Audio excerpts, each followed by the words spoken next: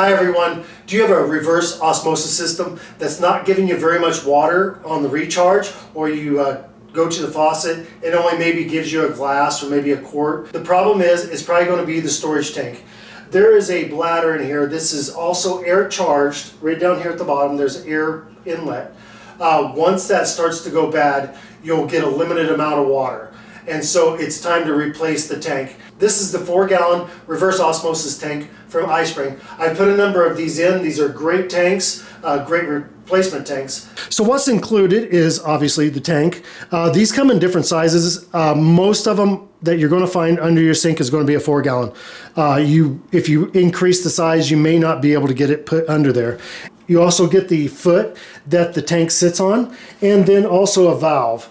And it comes with a rubber washer, and that rubber washer just seats right inside of that valve, like so, and that gets screwed on right onto the port. That makes it nice because you can shut the tank off if you need to. If you need to do some filter changes, you can just shut the valve off, change your filters once you turn the main water off, of course, and then you don't have to worry about any water back feeding through the filters while you're changing them. Down here we have an air port, which you can recharge your tank. These usually come with a standard 7 to 8 psi pre-charged, and that's all you really need for a reverse osmosis. You don't want to overcharge it, otherwise it won't be able to make water up. And you don't want to undercharge it, and the reason for that is it'll end up emptying out and you won't get all the storage water that you want. So I'm going to go ahead and get this installed, and I'll show you how easy it is.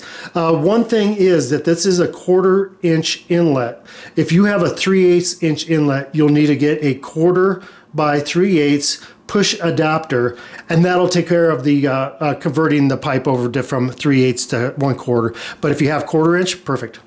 When you're ready to remove and change out the tank, you need to turn off the water supply and also drain the system through the faucet. If there's a valve on the top of the tank, turn that in the off position and then remove the tank. This tank was actually in a very tight situation. Most of them aren't that way. This one I had to squeeze out through a fairly tight area. Once you have that done, prep your new tank and install the valve that's supplied with the tank from iSpring. And just screw that on. Now, you don't want to go crazy on getting that tight. You just want to do a hand tight.